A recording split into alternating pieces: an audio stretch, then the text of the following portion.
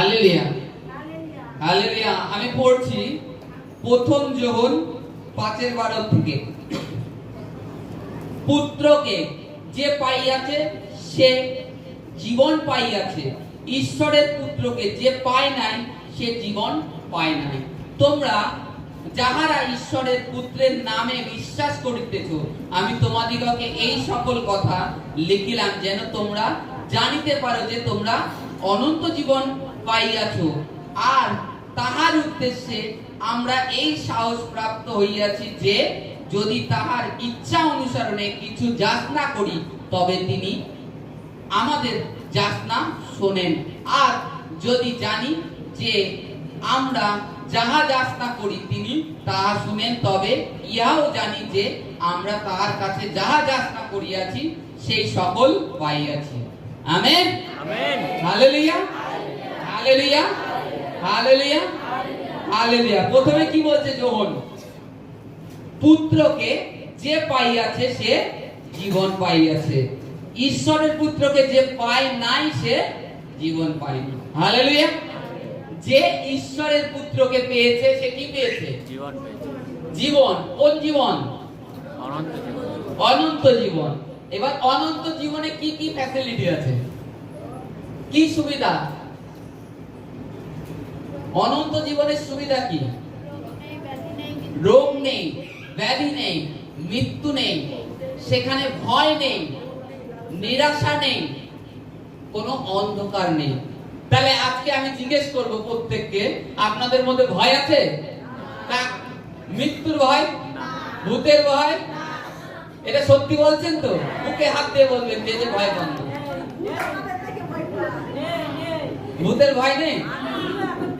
ভূতের ভয় নেই তো? আর কার কার আছে হাত তোলেন। যার যার আছে সে এখনো পুত্রকে পাওনি, বাইবেল বলছে। বাইবেল বলছে, আমি বলছি না। যে পুত্রকে পায়নি সে অনন্ত জীবন পায়নি, আর যে পুত্রকে পেয়েছে সে অনন্ত জীবন পেয়েছে। তার মধ্যে কোনো ভয় নেই, ক্লেশ নেই, ক্লেশের ভয়, ঝড় ঝাপটার ভয়, এই সমস্ত মৃত্যুর ভয়। মৃত্যুর ভয় আছে কার কার? মৃত্যুর ভয় কারণ নেই? সত্যি সত্যি তো? আমি কিন্তু দেখতে পাচ্ছি না, ঈশ্বর দেখার মালিক। কারণ ঈশ্বর দেখে কে সত্য বলছে কে মিথ্যা বলছে।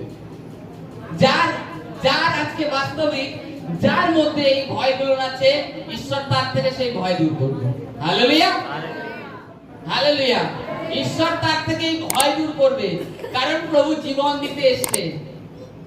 অনন্ত জীবন। কি জীবন? অনন্ত জীবন।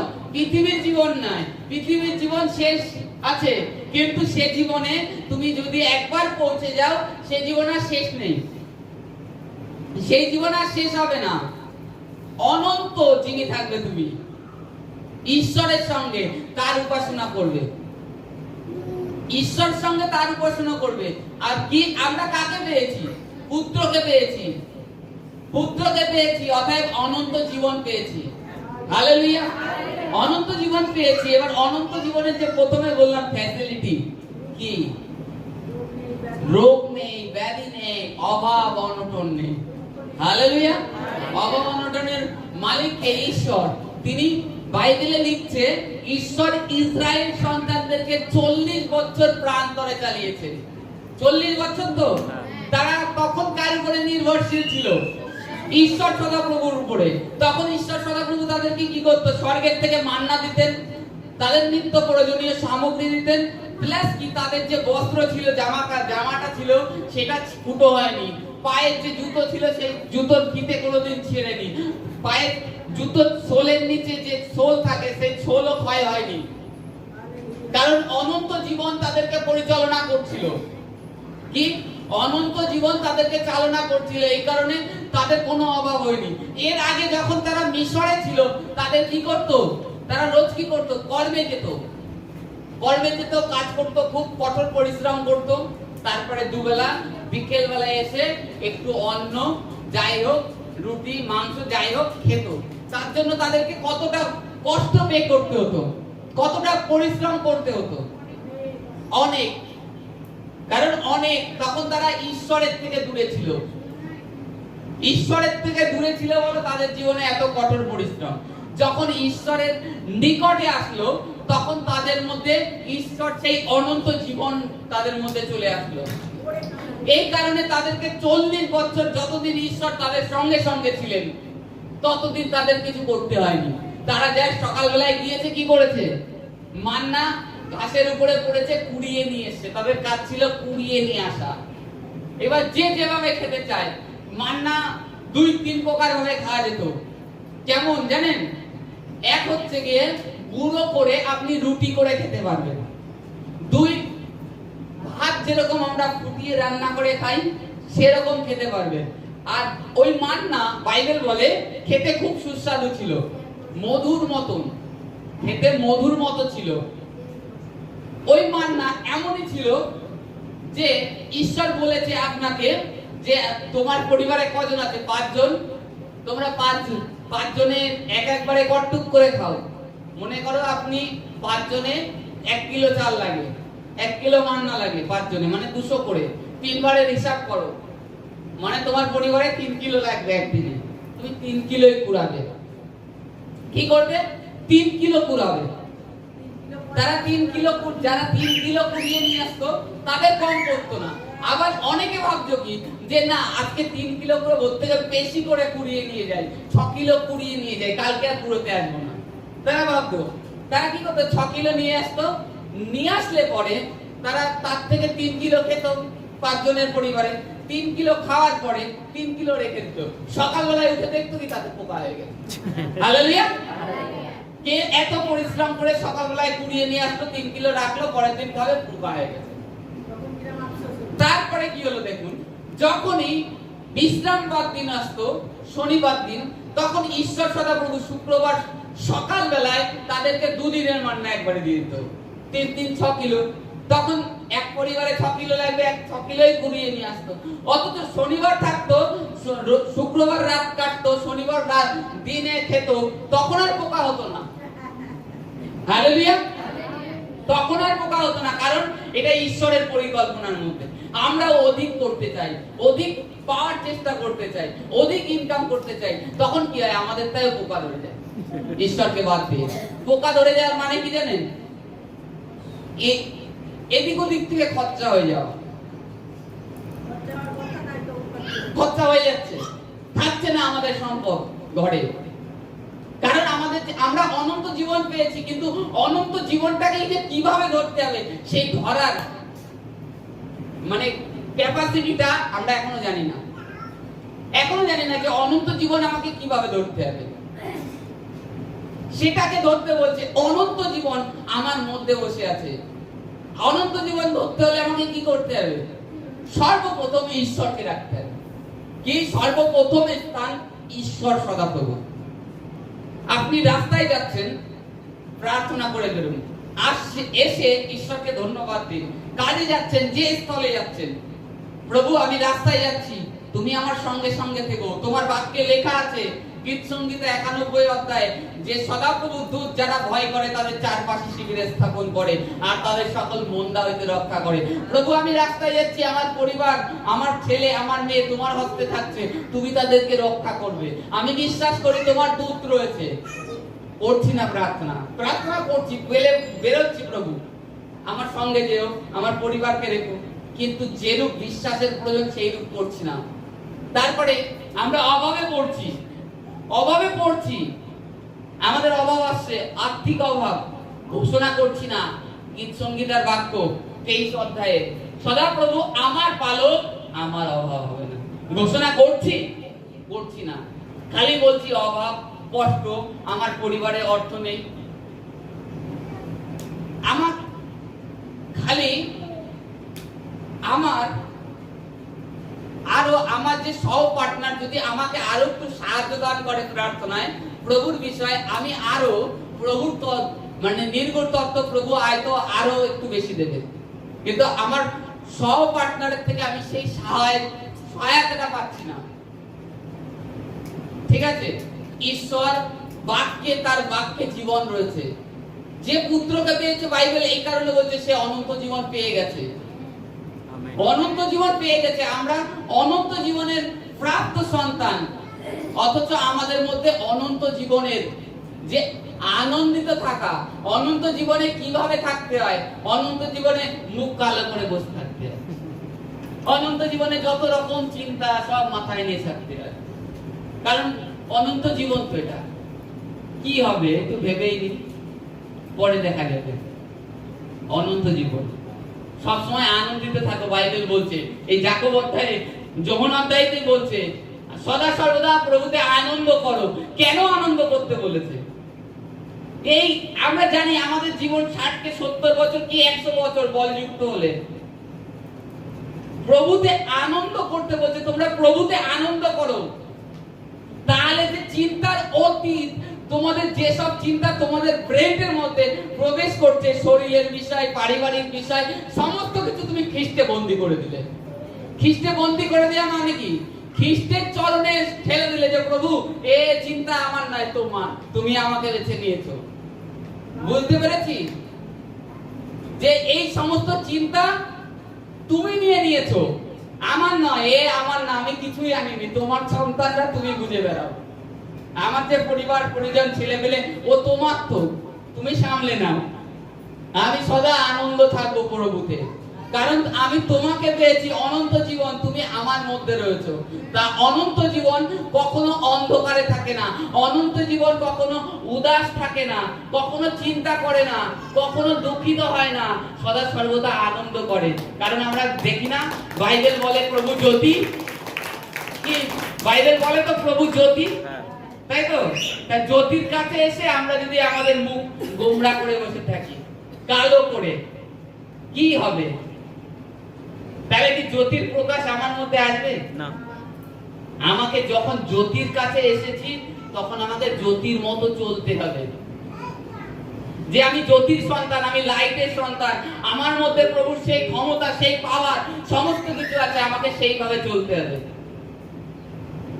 আমি গত সপ্তাহে আপনাদের বললাম যে আমি যেখানে কাজ করছিলাম ওখান থেকে এখন, আগে তো ওইখানে ঈশ্বরের উদ্দেশ্য, ওরা যেন ঈশ্বরের সুসমাচার জানে, এই কারণের জন্য নিয়ে গেছে।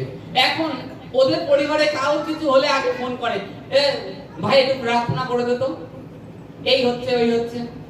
আগে ওরা ওষুধ খেত, এখন ওরা ওষুধ খায় না, আগে আমার কাছে ফোনে প্রার্থনা। কারণ ঈশ্বর তোমাকে এই রূপ করবে, তুমি যেখানে যাবে সেখানে ব্লেসিং হবে। তোমাকে আগুন তৈরি করতে চায়, আর তুমি ঠান্ডা বরফ হতে চাচ্ছ। তোমাকে ঈশ্বর আগুন তৈরি করতে চাচ্ছে, এই কারণে তোমাকে বেছে নিয়ে এসেছে। আর তুমি ভাবছো ওর থেকে আমি জলই থাকা ভালো ছিল। তোমাকে ঈশ্বর বেছে নিয়েছে সেই অনন্ত জীবন স্বরূপ, ঈশ্বর সদাপ্রভু তার স্বরূপ করবে বলে। আজকে আমরা জয়েস মায়া মিনিস্ট্রি কিংবা পল দিনাকরণের প্রার্থনা দেখছি। কেন দেখছি? প্রভু যিশুর নামে প্রভু যিশু ওই পল দিনাকরণকে আগুন তৈরি করেছে। উনি একবার প্রার্থনা করছে আর রোগী সুস্থ হয়ে যাচ্ছে, তাই তো? জয়েস মায়া তাকেও দেখছি, কিংবা পাস্টার অঙ্কুন্নারুলা তাকেও দেখছি। কারণ তারা অনন্ত জীবনটাকে ধরতে শিখেছে আর তারা নিজেদেরকে আগুন তৈরি করেছে। প্রভু আগুন তৈরি করতে শিখিয়েছে। আর আমরা আমাদের চিন্তায় পড়ে আছি, জগতের মায়া মমতা। আর ঈশ্বরের উপরে একটু নির্ভরশীল হও। তিনি একেবারে তোমাদের ওই লাভারিস বলে না, মানে অনাথ অনাথ অনাথ অনাথ কিন্তু ছাড়েনি, তোমাদেরকে অনাথ রাখেনি। অনাথ রাখবে না বলে প্রভু স্বয়ং স্বর্গ ছেড়ে পৃথিবীতে আসলেন, স্বর্গ ছেড়ে আসলেন। যে আমার সন্তানরা এরা অনাথ নয়, এরা আমার সন্তান। পুরুষ দিয়ে গেছেন যে তোমরা আমার সন্তান। আর আজকে আমরা অনাথের মতন জীবন যাপন করছি। আমরা প্রভুর উপরে ভার দিচ্ছি না, সব আমরা আমি করে ফেলবো, আমি ইয়ে করতে পারি, আমিও করতে পারি। আরে আমিটাকে আমাকে কে চালাচ্ছে সেটাই জানছি না। তারপরে বলছে তোমরা যাহা যাহা ঈশ্বরের পুত্রের নামে বিশ্বাস করিতেছ, আমি তোমাদিগকে এই সকল কথা লিখিলাম, যেন তোমরা জানিতে পারো যে তোমরা অনন্ত জীবন পাইয়াছ। আর তাহার উদ্দেশ্যে আমরা এই সাহস প্রাপ্ত হইয়াছে, যদি তাহার ইচ্ছা অনুসরণে কিছু যাচনা করি, তবে তিনি আমাদের যাচনা শোনেন। হালেলুয়া। কি বলছে? আমরা অনন্ত জীবন পেয়ে গেছি যদি আমরা তার ইচ্ছা অনুসারে কিছু যাচনা করি, তবে তিনি কি বলছে? শোনেন। আর তাকে শুনলে পরে তুমি কি হবে? তোমার কি হবে? তুমি যে জিনিসটা যাচনা করেছো সেটা যখন তিনি শুনে নিয়েছেন, তাহলে শুনে নেওয়ার পরে তিনি কি করবেন? তিনি তোমাকে দিয়ে দেবেন। কারণ একজন পুত্র যখন চাইবে তার পিতা কি দেবেন না? তাহলে একটা ছোট্ট একটা ঘটনা শুনুন। গত 1 মাস হয়ে গেছে আমার ছেলে আমার সাথে বায়না করছে যে বাবা আমার একটা অ্যাকোয়ারিয়াম বানিয়ে দাও, অ্যাকোয়ারিয়াম বানিয়ে দাও, অ্যাকোয়ারিয়াম। আমি আজকাল করতে করতে ডেট দিয়ে অনেক লম্বা 1 মাস ঘুরে গেছে। এইবার এদিনকে এসেছি, আমাকে আজকেই বানিয়ে দিতে হবে, আজকেই বানিয়ে দিতে হবে। সে এতটা চেক করেছে। সেদিনকে আমি এসে কষ্ট হয়ে গেছে, একটু টান হয়ে খাটে শুয়েছি। সেই সময় উঠে আমাকে বাজারে যেতে হলো, কাজ কিনে আনতে হলো, ওই রাত্রেবেলায় বানিয়ে দিতে হলো। কালকে এবার অ্যাকোয়ারিয়াম, পরশু দিনকে ঘটনা, কালকে এবার মাছ কিনে দিতে হবে। কাজ করছি, 8টা বেজে গেছে ওখানে আমার কাজ করতে করতে। ওর যে আমারে আজকে মাছ কিনে দিতে হবে। তখন কি হলো? সেই কাজের থেকে সে আমার ওই মাছের বাচ্চা কিনতে যেতে হলো, মাছ কিনে দিতে হলো। কারণ কেন আমি ওকে দিলাম? কারণ আমি ওকে ভালোবাসি, ও আমার কাছে চেয়েছে, আমি দিতে বাধ্য। তদ্রূপ ঈশ্বরও তিনি আমাকে ভালোবাসেন, তিনি আমার জন্য জীবন দিয়েছেন। তাহলে আমাকে সামান্য জিনিস, আমার যে প্রার্থনা, আমি যে পীড়িত আছি, রোগগ্রস্ত আছি, আমি ঈশ্বর আমাকে ভালোবাসেন যখন তিনি আমার সুস্থ চাইবেন না আমি সুস্থ থাকি? হালেলুয়া। তিনি কি চাবেন না আমি সুস্থ হয়ে সুন্দরভাবে একজন সাধারণ মানুষের মতো জীবন যাপন করি, আমি যেন দুঃখে না থাকি, কষ্টে না থাকি? আমরা যদি শারীরিক মানুষ হয়ে আমাদের সন্তানের জন্য এইটুকু ভাবতে পারি যে আমার সন্তান কিসে ভালো থাকবে, কিসে আনন্দিত থাকবে, তাহলে আমাদের ঈশ্বর সদাপ্রভু চান না? চান। আমাদেরকে তার ইচ্ছা অনুসরণে যাচনা করতে হবে। আমি মন্দ জিনিস চাচ্ছি না তো, মন্দ কাজে লিপ্ত হয়ে যাব না তো। আমি অর্থ চাচ্ছি, প্রভু আমাকে অর্থ দাও, গরিবের থেকে বের করো, গরিবের থেকে বের করো, যেন আমি তোমার মহিমা করতে পারি, যেন তোমার সাক্ষ্য দিতে পারি। আমরা বিশ্বাসী, অনেকে করছি, অনেকে করছি না। প্রভুর উপরে খালি দোষ চাপাইয়ে যাচ্ছি, প্রভুর উপরে আঙুল তুলেই যাচ্ছি। প্রভুর কাছে কখনো সেইভাবে আমরা বলছি না যে প্রভু তুমি আমার পিতা, তোমার পুত্রকে, যোহন 3:16 বলে ঈশ্বর জগৎকে এতটাই ভালোবেসেছে তার একমাত্র পুত্রকে প্রেরণ করেছে, যে কেউ তাতে বিশ্বাস করে সে নাশ নয় কিন্তু অনন্ত জীবন পায়। প্রভু তুমি অনন্ত জীবন দিয়েছো, আর সেই অনন্ত জীবনের ফ্যাসিলিটি গুলো তো আমাকে দাও। হালেলুয়া। অনন্ত জীবনের ফ্যাসিলিটি, সেই সুখ সমৃদ্ধি যা যা আমার প্রয়োজনীয় তুমি আমাকে দাও। যাচনা করো, প্রার্থনা করো, ঈশ্বর দেবেন, ঈশ্বর দেবেন। মাঝখানে একটু বলি, যখন জিরিয়র সেই রাজা হিজকিয়র সময় ইসরায়েল উপরে আক্রমণ হলো, তাদের খাদ্যের অনটন হয়ে গেল, তাদের দেশে খাবার এত দাম বেড়ে গেছে, যেহেতু তারা বাইরে যেতে পারছে না, রাজা সেনাহেরিব তাদের চারিপাশে শিবির স্থাপন করে রয়েছে, যারা বাইরে যাবে তাদেরকে ধরে বধ করে দেবে, আক্রমণ করবে। এইরূপ ছিল সেই সময়। তা সেই সময় যে ভাববাদী ছিলেন যিশায়া, তিনি বললেন কালকে এই সময় ওই ফটকদারের মেন দুয়ারের সামনে 25 পয়সা কি মানে নিয়া বলতো সেই সময়, 1 নিয়া 2 নিয়া সেই আমল। তখন বলছে 1 নিয়ায় আটা, 1 নিয়ায় গম, এই সমস্ত শস্য সামগ্রী একেবারে নিম্ন দামে বিক্রিত হবে। তা তখন এক সেনাপতি বলেছিল যদি স্বর্গের থেকে ঈশ্বর নামিও দেয় না তাও 1 নিয়ায় বিক্রি হবে না। বলছে আমি বলছি, তো সেই যিশায়া ভাববাদী বলছে আমি বলছি কালকে এই সময় বিক্রি হবে, আর তুমি তা ভোগ করতে পারবে না, তুমি তা ভোগ করতে পারবে না, কারণ ঈশ্বর সদাপ্রভুর বিরুদ্ধে তুমি কথা বলেছো। আর সেদিনকে যখন বিক্রি হচ্ছে সেই সময় লোকের পায়ের তলে পড়ে সে লোক মরে যায়, পায়ের তলে পড়ে মরে যায়। কারণ ঈশ্বর কি করেছিল, সেই রাত্রিবেলায় রাজা সেনাহেরিবের যত সৈন্য ছিল 1,00,000 সেই 1,00,000 সৈন্যকে এক রাত্রে বেলায় ঈশ্বর 15 মিনিটে তার দূত সব মেরে দেয়। মাঠের মধ্যে সবাই ঘুমিয়ে রয়েছে তো ঘুমিয়ে রয়েছে, আর ওঠেনি সকালে। সেনাবাহিনী তখন ত্রাসে তার দেশে পালিয়ে যায়। রাজা হিজকিয়াকে বধ করতে এসেছিল, আর হিজকিয়া তার জীবনকাল ঈশ্বর সদাপ্রভুকে সমর্পণ করে দিয়েছিল।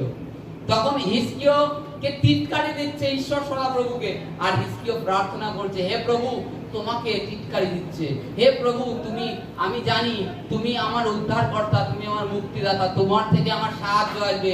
আমার মানে দাউদ দাদুর দাদু ছিল, দাউদ দাদুর দাদু ছিল, তার নেই ঠিক কত মানে 5-6 পুরুষ আগে দাউদ ছিল। দাউদের প্রার্থনা তুলে ধরতেন। রাজা দাউদ এইরূপ প্রমাণ করে ভরসা করে তার সমস্ত সমস্যার থেকে রক্ষা পেয়েছে, তাহলে তুমি কেন করবে না? দাউদের সময় যদি করতে পেরেছো, আমার সময় কেন করবে না? হিজকিয়া এইরূপ প্রার্থনা করতো। আর রাত্রে বেলায় ঈশ্বরের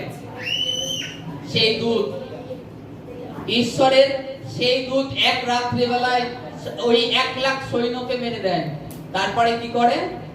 সেই তখন ওই শিবিরে যে শস্য খাবার ওরা নিয়ে এসেছিল, সেইগুলো ওই যারা বিজনেসম্যান লোক তারা কুড়িয়ে নিয়ে এসে বিক্রি করে এক শিকে। তাই ওই যিশায়া বলেছিল, তুমি খেতে পারবে না ওই সৈন্য সেনাপতিকে, কারণ ঈশ্বরের বিরুদ্ধে কথা বলেছিল। ঈশ্বর সমস্ত কিছু করে। আজকে সেই বাক্য, সেই জিনিসটাকে নিজেদের জীবনে গ্রহণ করে নাও। যতই অভাব অনটন আসুক, ঈশ্বর সদাপ্রভু তোমাদের পালক। যত দুর্ভিক্ষ আসুক, তোমাদের কোনো অভাব হবে না। Amen, hallelujah. ঈশ্বর সেই অনন্ত জীবনের ফ্যাসিলিটি তোমাদেরকে দিতে চায়। এই কারণের জন্য বেছে নিয়েছে, কারণ তিনি জীবন্ত, তিনি কোনো মৃত নয়। তিনি কবরের যে তাকে দেয়া হয়েছে, কবরের থেকে ওঠেনি তাই নয়, তিনি উঠে গিয়েছেন। আর দেখবা আমরা যখন প্রভু যীশু খ্রিস্টর যে ভিডিওটা দেখি, বইটা, তাকে যখন কবরে দেয়া হয়, কবরে দেওয়ার পরে সেই কবরের পাশে তার যে কাপড় দিয়ে তাকে জড়ানো হয়েছিল, আর মাথায় একটা তোয়ালি দেয়া হয়েছিল তাকে। বাইবেলে দেখবা লেখা আছে কাপড় দিয়ে জড়ানো, তোয়ালিটার বর্ণনা নেই। তা সেইটা এক জায়গায় স্বতন্ত্রে গুটানো ছিল, ভাঁজ করা, যাকে বলে ভাঁজ করা। মানে কোন মানুষ এটাকে ব্যবহার করেছে প্লাস আবার গুটিয়ে রেখেছে। আর যারা মরে যায় তারা ব্যবহার করে তারা উঠে কি ভাঁজ করে রাখে না, সুন্দরভাবে। এইটা তার প্রমাণ দিয়ে গেছে যে তিনি উঠেছে, আবার যে বস্ত্র পরেছিল সেটা ভাঁজ করে রেখে গিয়েছে। তার মানে ওই কবরটা এখনো খালি, ওখান থেকে তিনি নেই, উঠে গেছেন। অতএব আমরা জীবন্ত ঈশ্বরের আরাধনা করি। আমরা যদি তার ইচ্ছা অনুসরণে কিছু যাচনা করি, তিনি আমাদের দেবেন। আর সেটা শোনেন, তার ইচ্ছা অনুসরণে। প্রভু আমি সুসমাচারে যাব, আমার অর্থের প্রয়োজন, কিংবা আমি প্রার্থনায় যাব, আমার পয়সা নেই, মণ্ডলীতে আসতে পারছি না, প্রভু আমাকে বাধা দিচ্ছে পরিবারের লোকজন, প্রভু তার পথ তুমি তৈরি করো। সকালবেলায় উঠে সেইরূপ প্রার্থনা করো, করছো না? প্রার্থনা করছো, কিন্তু যেটা করলে কাজ হবে তোমার জীবনে সেটা করছো না, এই কারণের জন্য পাচ্ছ না। তারপরে দেখবো, তারপরে লেখা আছে 15 থেকে, আর যদি জানি যে আমরা যাহা যাচনা করি তিনি তাহা শুনেন, তবে ইহাও জানি যে আমরা তাহার কাছে যাহা যাচনা করিয়াছি সেই সকল পাইয়াছি। হালেলুয়া। কি আমরা যদি জেনে থাকি তিনি আমাদের যে জিনিসটা যাচনা করেছি সেটা তিনি শুনে নিয়েছেন, তাহলে অতএব আমরা এটাও জেনে থাকবো যে আমরা যেটা যাচনা করেছি পেয়ে গিয়েছি। আমি প্রার্থনা করি, দেখুন সব সময় দেখবেন আলাদা ভাবে। দাদাও এইরূপ প্রার্থনা করে না, দাদা অন্যরকম ভাবে করে। আমি প্রার্থনা করি এইরূপ, যে প্রভু তোমার ধন্যবাদ করি। কেউ আমার কাছে ফোন করলো, প্রভু তোমার ধন্যবাদ করি, তুমি আমার প্রার্থনা শোনো। হালেলুয়া। তুমি আমার প্রার্থনা শোনো, মানে আমি আমার নিজের থেকে আরো বেশি কনফার্ম, মানে আরো ভরসাশীল হয়ে যায় ঈশ্বর সদাপ্রভুর থেকে যখনই এই বাক্য আমি ব্যবহার করি, যে প্রভু তুমি আমার প্রার্থনা শোনো। যে কোনো ব্যক্তির উপরে প্রার্থনা যখনই করি, প্রভু তুমি আমার প্রার্থনা শোনো। আর সেই প্রার্থনার সঙ্গে সঙ্গে প্রভুর কাছে আমার যে প্রভু আমাকে অস্ত্র দিয়েছে, সেই অস্ত্রগুলি তার প্রতি ব্যবহার করি। ঈশ্বর তার বাক্য যে অস্ত্র দিয়েছে সেই অস্ত্রকে ব্যবহার করি। আর তারপরে আমি প্রভুকে ধন্যবাদ দিই। শেষে প্রার্থনার শেষে কি ধন্যবাদ দিই? সে যারই হোক, যার জন্য আমি প্রার্থনা করি, প্রভু তোমার ধন্যবাদ, এই ব্যক্তি, এই ভাইয়ের জন্য আমি প্রার্থনা করেছি, তুমি একে সুস্থ করে দিয়েছো, তুমি এই ভাইকে সুস্থ করে দিয়েছো, এই বোন সুস্থ হয়ে গেছে, তার যে সমস্যা হচ্ছিল তার থেকে সে মুক্তি লাভ করেছে। হয়তো সেই ব্যক্তিতে তখন শারীরিকভাবে তার জীবনে সেই জিনিসটা প্রকাশ পাচ্ছে, কি শারীরিকভাবে প্রকাশ পাচ্ছে, কিন্তু আত্মিক ক্ষেত্রে আমি যে প্রার্থনাটুকু করলাম, আত্মিক জগতে সেটা সম্পূর্ণ হয়ে গেছে, তার শরীরে প্রকাশ পেতে খালি দেরি, মানে মানসিক শরীরে। আমি আত্মিকভাবে প্রার্থনা করলাম, কারণ আমি তার সম্মুখে নেই, সে হয়তো ফোনের মাধ্যমে আমাকে ফোন করেছে যে আমাকে প্রার্থনা করে দাও, কিন্তু আমি আত্মাতে তৈরি সদা সর্বদা, আত্মাতে ঈশ্বর আমাকে তৈরি রেখেছে, আর আমি সেই বাক্যটাকে ছেড়ে দিচ্ছি। বাইবেলে এই কারণে কি বলে? বাক্য আত্মার খড়গ। হালেলুয়া! বাক্য আত্মার খড়গ, যা গ্রন্থীয় মর্যা ভেদ করে, তা আবার কি দিদার খড়গ অপেক্ষা তীক্ষ্ণ। বাইবেল বলছে দিদার খড়গ অপেক্ষা তীক্ষ্ণ। তরোয়াল একদিকে ধার হয়, এক সাইডে, দেখবেন তরোয়াল এক সাইডে ধার। আমাদের বাড়িতে বটি, এভরিথিং যে যা অস্ত্র আছে সব একদিকে ধার, কিন্তু ঈশ্বরের বাক্য দুদিকেই ধার।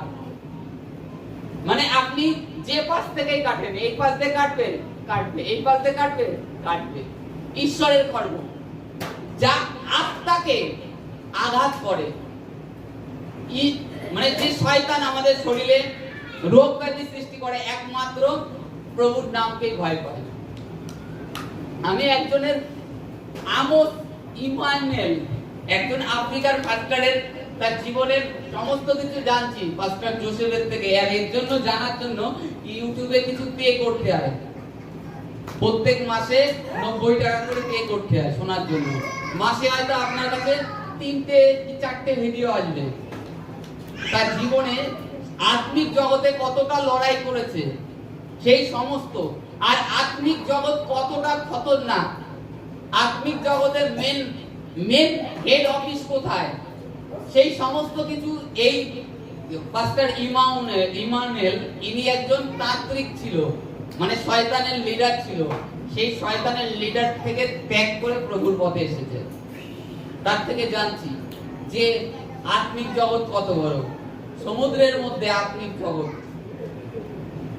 আত্মিক জগৎটা শয়তানের দুনিয়া, সমুদ্রের মধ্যে।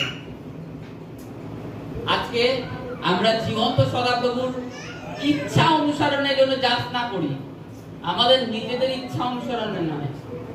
আমার এটা প্রয়োজন, আমার শাড়ি লাগবে, আমার চুড়ি লাগবে, আমার ভালো মোবাইল দরকার, আমার ভালো বউ দরকার,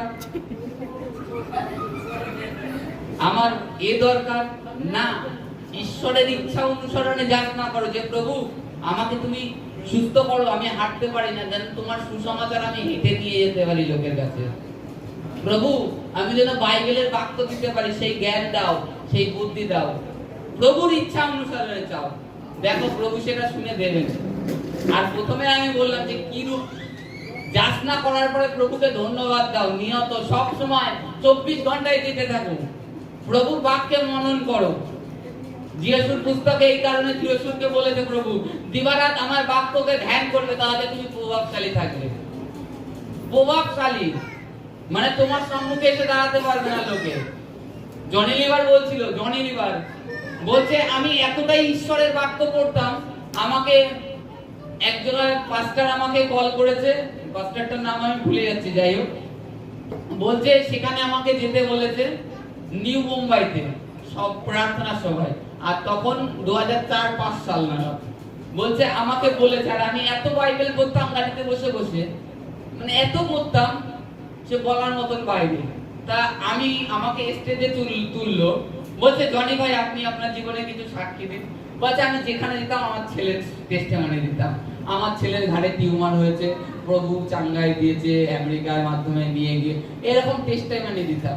তা ঝম করে একটা, আমি যেহেতু ফিল্ম ইন্ডাস্ট্রির লোক, তা ঝম করে একটা মেয়ে এরকম করে জনি লিভার আবার সুন্দর অ্যাক্টিং করে দেখায়, এত সুন্দর অ্যাক্টিং করে দেখায় সে বলার মতো না। বলছে একটা মেয়ে এরকম বড় লম্বা ঘাগরা মতন পড়েছে, স্যার অটোগ্রাফ প্লিজ।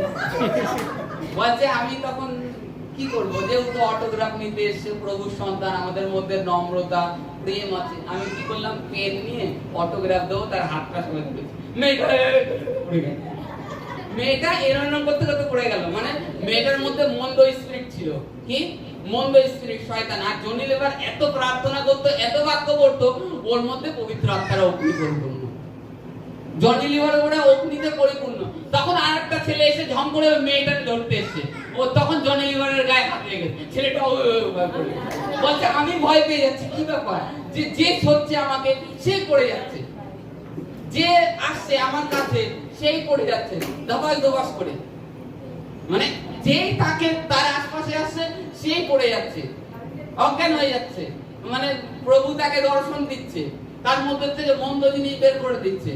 বলছে তখন ওই যে পাস্টার নিয়ে গিয়েছিল সেই পাস্টার বলছে, ব্রাদার আপকে अंदर अनाइंटिंग है, परमेश्वरेর अनाइंटिंग, পবিত্র আত্মার অগ্নি রয়েছে আপনার মধ্যে, প্রার্থনা করুন। বলছে আমি তখন নতুন নতুন কিভাবে প্রার্থনা করতে হয় আমি নিজেই জানি না কিভাবে। তার মানে কেন যিশুকে বলেছিল প্রভু যে দিনরাত আমার বাক্যকে ধ্যান করো, তাতে তুমি প্রভাবশালী হবে। হালেলুয়া। বুঝতে পারছি ঈশ্বরের বাক্য কি জিনিস, যে মানুষ আপনাকে সাধারণত যার মধ্যে মন্দ জিনিস আছে, অন্ধকার আছে, সে আপনার সম্মুখে এসে দাঁড়াতে পারবে না। যখন আপনি দিনরাত তার বাক্যকে ধ্যান করবেন, তখন আপনি প্রভাবশালী হবেন। ঈশ্বর আপনার সমস্ত কিছুতে আশীষ করবে, সমস্ত কিছুতে আপনি যাতে হাত রাখবেন। তার মধ্যে অন্ধকার থাকলে সে যদি মৃত হয় জীবিত হয়ে যাবে, কারণ আপনার মধ্যে জোয়ে লাইফ দিয়ে দিয়েছে ঈশ্বর, অনন্ত জীবন দিয়ে দিয়েছে। হালেলুয়া।